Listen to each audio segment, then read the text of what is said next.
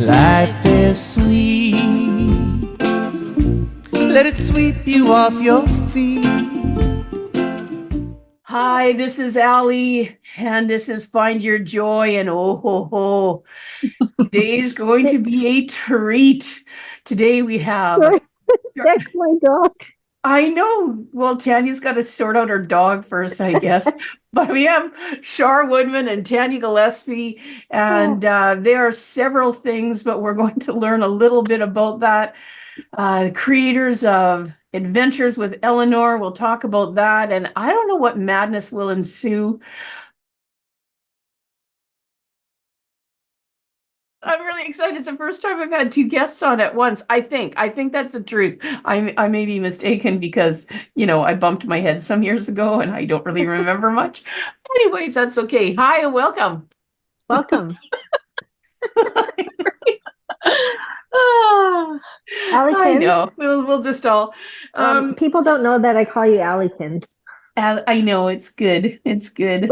I'm going to have to disrupt in a minute because I have to let my dog back in. And I'm very sorry. She just has the greatest timing ever. No, that's all right, because we'll just chat and you'll just walk and it won't really matter. So a lot of people are only going to be hearing this audio, and those who see it video will get a beautiful tour of your home. So that's all good. So where do we want to start today? I'm going to start with Char. Tell me a little bit about, I don't know what. Tell me about you. Tell me about how this madness started with Ms. Gillespie. Do we want to go right into talking about Eleanor and how she came to be? Yeah, well, it all started for me in 2019 when I found myself in a pattern of being in like really challenging relationships that left me feeling basically like I was lying in a pile of dirt. Right. If I were to give an analogy, that's what it was. And so I realized through a saying, don't cast your pearls before swine, that I was putting myself in certain situations and environments that allowed that to happen. Right. So once I realized, I'm part of this equation. And so I got myself into this mess so I can get myself out. So how do I get out? Mm-hmm. And so it was a matter of just sort of renewing my thoughts and my mind around my worth. And I came to realize that I'm invaluable, you're invaluable, we're one of a kind.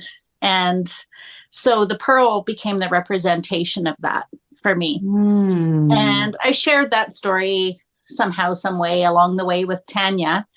And for my birthday, just this past birthday, April of 2023, she wrote me a song for my birthday. And she mixed up the letters. My company's called One Pearl Productions. She mixed up the letters of One Pearl and came up with the name Eleanor, with the exception of not the P. So the song's called Eleanor is Precious. I had to add the P somehow. Yes, you had to, or else it would be. It would have been one Earl, which is not right. We didn't want that. We're trying to avoid that. Yes. Can you imagine with Earl? I'm sure Earl is fabulous. With Earls out there, I don't want you to get any kind of a complex. We think Earls are great, and just not for this particular project. It would be a whole different project. Yeah. So she put together this precious song for me with a ukulele. It was like so beautiful and so it sounded simple to my ears and very like but it wasn't simple. That's what artists do. They make complicated things seem simple. And Tanya did that. And it just was so beautiful. And I was very touched by it. And I said, well, this Eleanor needs to come to life. And I don't know how much longer. It was the same day, maybe an hour. Tanya gets back with this little rendering. I said, I just picture a little pearl with eyelashes and shoes. And there she is. She came to life that day. And then she's like, wait a minute, I think I can make her move.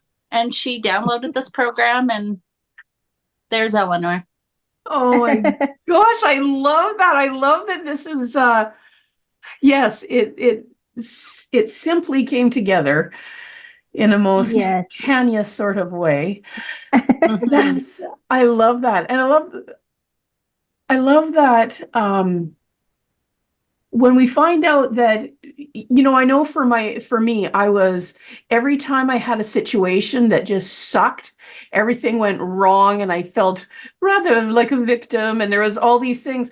And when I looked back over all those times, I was so mad when I realized that the only constant was me in every one of those stories. It was like, oh no, I Oh, don't want to be the constant. Look at those variables. It's awful. How dare they do that? It's like, how do I keep showing up in these crappy stories? That's awesome that you figured that out. And then that you were able to do something about that. I love that. I love how Eleanor was born. Yeah, it's pretty yeah. special. Yeah. I'm Char in has love been with a Eleanor. Yes, ma'am. Eleanor. I mean, yeah. I just love how things come to life. Yeah. Like basically any children's book, any cartoon, it's just like a reflection of something that somebody has learned or somebody's imagination or somebody's idea, right? In order to maybe help kids or help, I don't know, you wrote a book too, so. Yeah, I'm still it's a collection of them. So yeah, it is very much like that. We find a thing, right? I found a thing. I thought about, because I'm all about time travel, although my books are not yet. Um, I thought, wow, if I could have gone back, what could I have done? Who could I have been to help this chubby redhead freckle-faced stepchild who was afraid of everything? What could I have possibly done to have made her life easier and sweeter and kinder, and just to help her navigate and that, right? And so that's, how Ginger and the Fun Bunch and Tilly and all of those, that's how they came to life. And so I love when I hear the story of how Eleanor started. It's like, oh, that is precious. That is a precious Yeah. little girl. And you know what's so cool about it is I feel like Char, you don't know Allie, but I know Char and Allie knows me. And so there's this kind of this synergy that happens when you meet people that have been where you are, and or kind of like they come into your circle in kind of a miraculous way. So Allie's like that for me. Char's like that for me. Allie, I've known you longer, but we kind of always just have this funny energy of getting one another. And then this also synergy of working and doing kids things like kids books where we're, or for me, it's Eleanor, for you, it's Ginger, where we're now trying to like pour back into the kids the things that we have learned through, I want to say, like maybe not great circumstance. And Char too, not great circumstances, right? Like it's like those are the best lessons. And we hope to pass them on, or at least I feel like I want to give weight to kids, not heavy weight, but I want to give them something that they can grab onto that will hopefully bring them up, and they will maybe miss some of the things that we just didn't know because we were born in the 80s or 70s or 50s, right? When it was like Or 50. 50. Were you born in the 50s? That's awesome. Excuse me, of 1959. I just squeaked through. Wow. Yes. You look amazing. Well, it's the lighting. No, I do look pretty damn spiffy, if I do say so myself. Yeah, it was all that clean living. Maybe I just pickled myself. I'm not really sure, but it's true. And I think we're allowed to talk about stuff more too right now. Mhm. Like I think when I was growing up, so I was a kid in the 60s, and there was a lot of, we weren't talking about a lot of things then, right? Nobody asked me if, I mean, and it is absolutely no reflection on my parents or the people, and it's not about that. That was another thing that was awesome to figure out, that my parents, there wasn't any, there was nobody being a jerk or not caring or any of those things. These were questions we hadn't asked yet.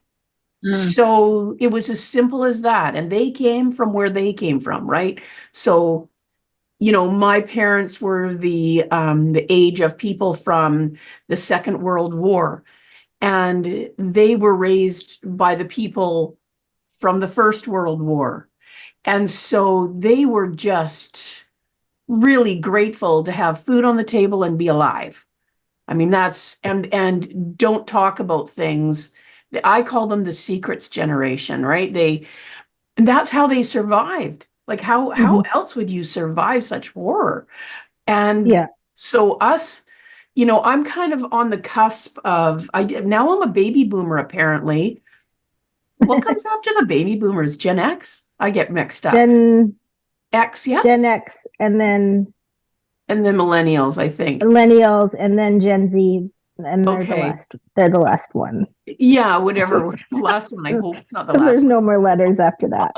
But I think that that's a lot of it. Like, we ask questions now, and we have the time and the luxury of the time to wonder how it could have been, where I don't think my parents came from that. They did not come from that. They were just hardworking, don't talk about it, pull up your socks, get it done. And I'm grateful for everything they passed on to me. And I'm grateful that I was in the Gen X baby boomer cusp that was allowed to be messed up and go get counseling, because that's absolutely nothing that my parents would have likely thought was okay. And that's how Gingers and Eleanors are born. Yes. Yeah, that is true. Yeah. I haven't actually, that's interesting. I haven't thought of it like that, because it really kind of is a privilege to be able to break generational what I don't know what you call that. What do you call that? Like, when there's some generational things that were just set in stone then because that's the way they were. Yeah. So we talk a lot about generational trauma or things like that.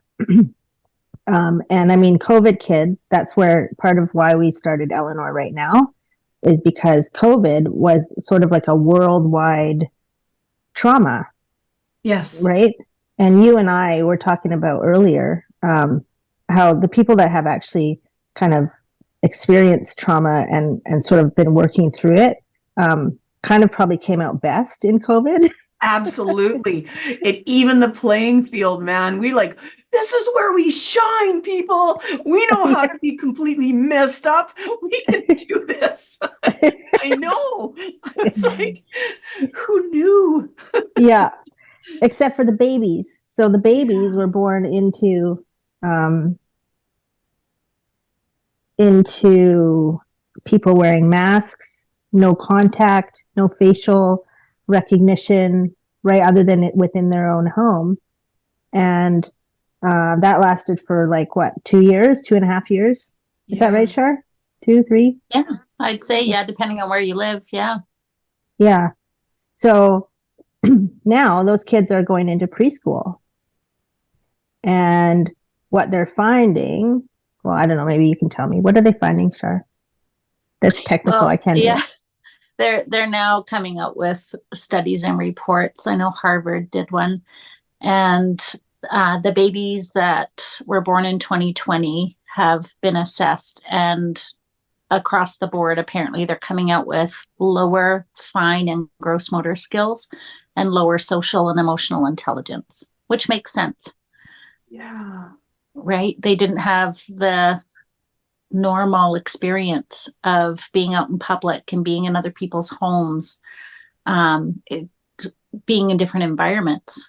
Tanya brought up a good point the other day. She talked about, these kids are now going into preschool. Maybe they're being homeschooled, but still in maybe some new environments with new people. And they might be getting direction or instruction or correction from someone else other than their parent for the first time. So Right. like even subtle things like that, like what does that look like to them in their world? And so that's one of the things we do. It is one of the primary focuses of Adventures with Eleanor, supporting the emotional and social wellness of the child. Wow. It's so true, right? When you think about it, I remember, I don't know, remember when, okay, like some time ago, I was in a store and it was probably when masks first started coming off, right? Mm-hmm. And there was this wee one, I'm going to say 18 months, a year, somewhere around there. Cute little one in a stroller, and their grandma was the person who had this little one. And I, as one does, looked down and went, hi, to this, and this little child just looked at me. And I said, I I kind of not that I was really in their space, but it was clear that I was in some kind of space. Like I might not have been physically close, but that little one Right. felt like I'd come into their space. I could tell that. So I took a step back even further, even though I was a few feet away from them.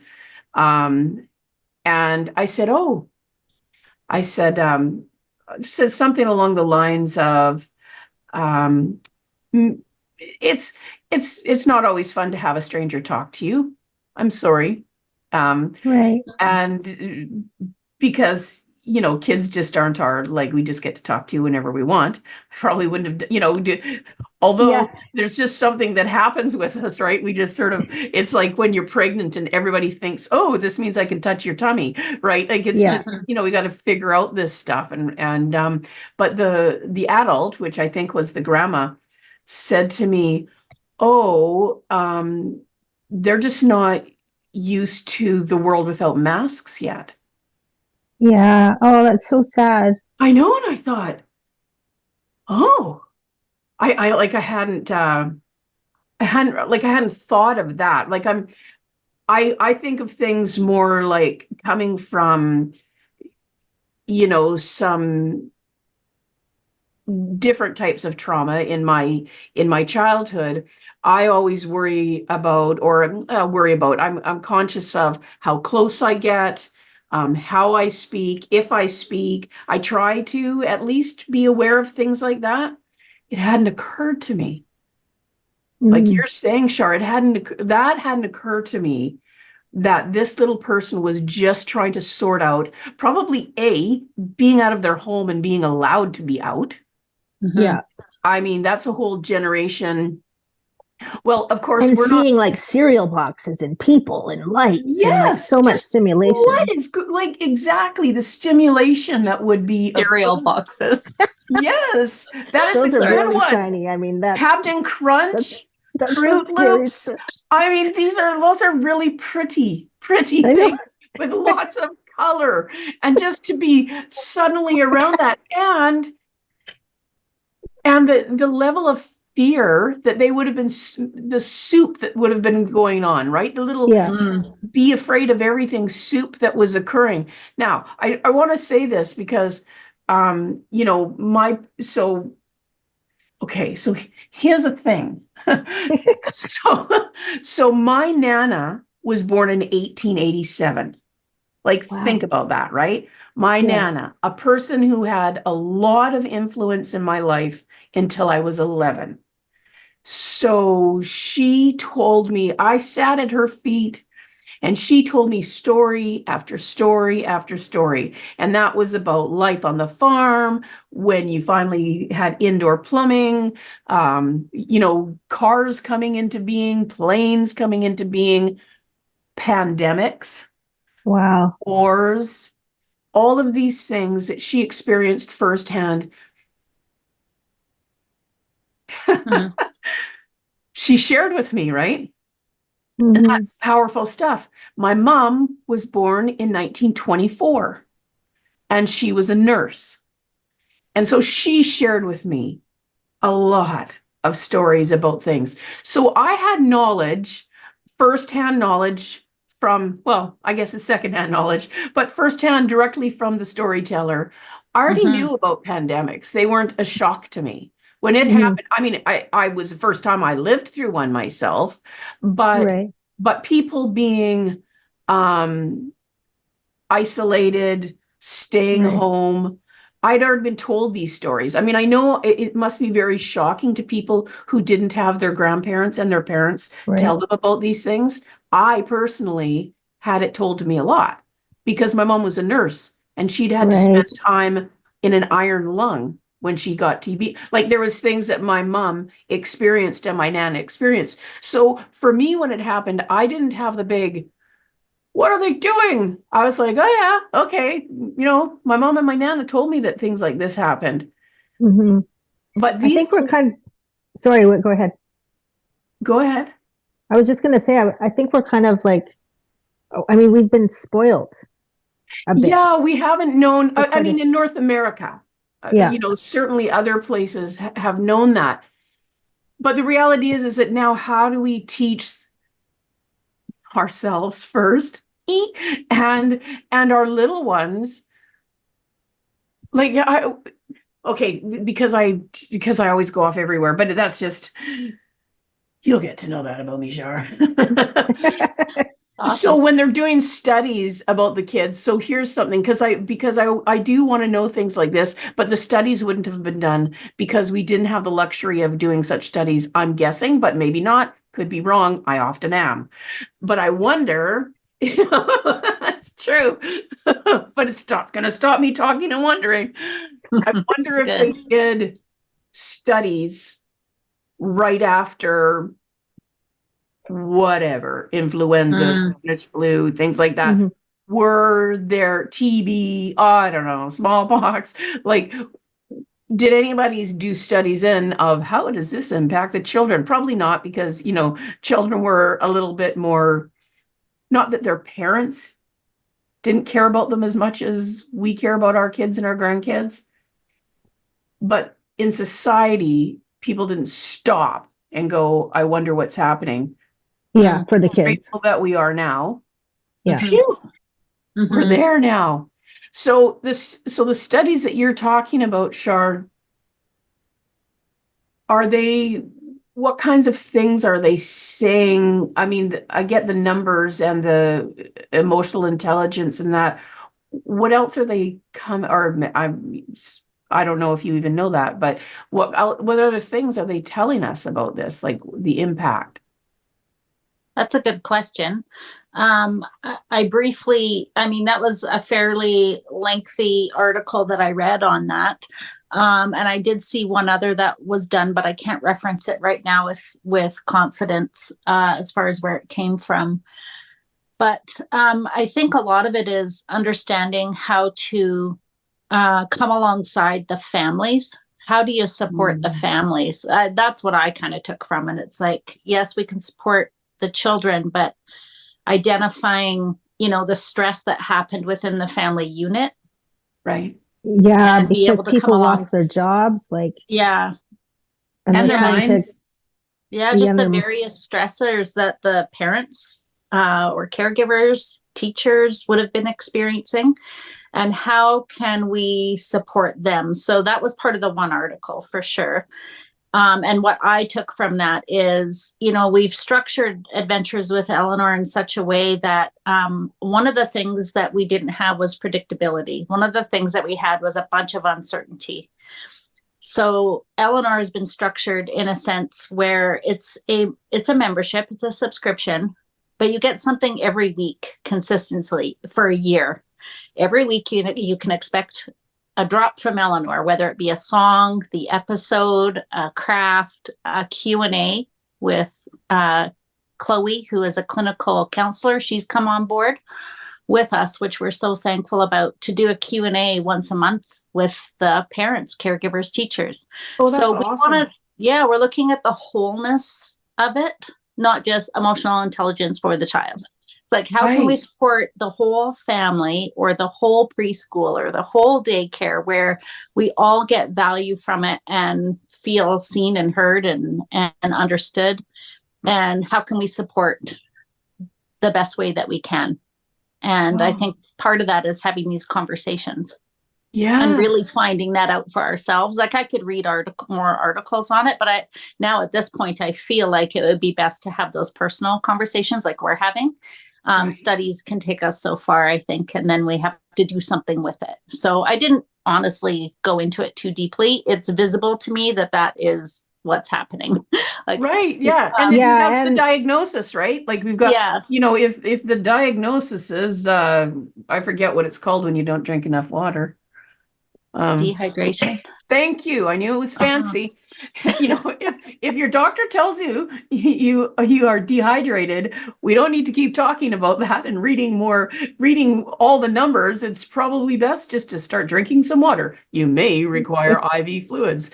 Yeah, exactly. I mean, No. and I'm for them and we need them, and I'm for it, for reviewing and studying. Some people just might need more evidence before they move forward.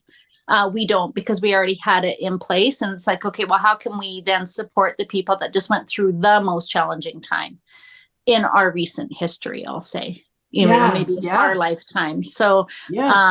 that's sort of the approach I'm taking now. I'm just kind of moving forward with the few things that I did get from that reputable University of Harvard. So, and I some don't other even know I articles asked my silly flashed question here and anyways. there. Yeah, Well, no, it's not um, really a silly question. Like, I feel like no, it's not. one of the great things about having Chloe on board is that she is on the daily working with families, working with kids. Like, that's her. She's got a private practice, so she's literally daily having people come in and their kids come in and talk about like the impact in schools. Because she's also a behavioral therapist, so she's learning firsthand like what is going on in schools, what is going on for families, what's going on. And so that's why we've added her into the mix for parents, just to be in a really safe environment. It's a Q&A, so you just kind of get to put your questions, any question you have, and then she will answer it once a month in sort of a video format. But it's not for lack of, we're not just like going in and pretending we know everything.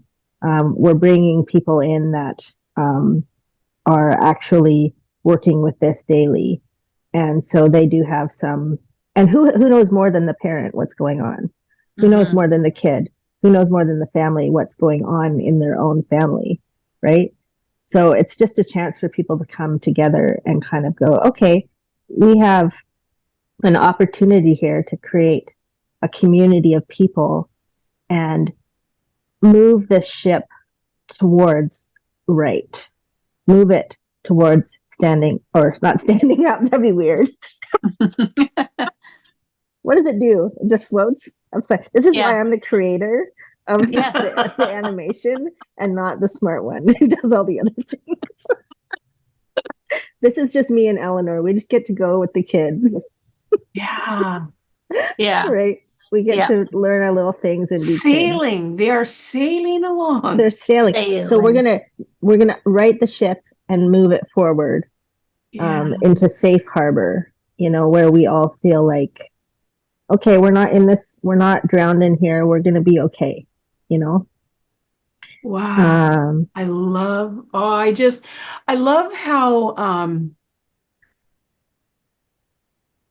how organically and beautifully and naturally it unfolded, and also that it came from like something that was so needed, that it was I like the background of it. I like understanding, and I think for the listeners too going forward, and this episode will wrap up and start the next one, which will be on Eleanor herself. I'm glad that this part right here gave the background so that teachers, when I share this with teachers and parents and the adults, the people who will be the ones who fund and will need to buy into Eleanor will understand who she is, why she is, and where she came from. So what I'm going to do, just because we keep the episodes at like a half an hour, I'm just going to stop this one, and then we're going to immediately start the next one. Okay. Okay. Just, that is the gift to Ashley, our editor. So she doesn't have to go through and find it all. Yeah. So thank you, Char and Tanya, so much for explaining a bit of where Eleanor came from. Now, on our next episode, what we're going to talk about is Eleanor herself and the creative wonder of it all and the fun. Okay, we just sludged through the hard part of how difficult it all was and what we're addressing. So thank you both so much for being here today. This is Allie, and do remember to find your joy. Thanks so much for joining me today. If you found a piece of your joy in this episode, I would love to hear about what came up for you so that we can continue to grow the impact of this show. Thanks again. See you soon. And remember, find your joy.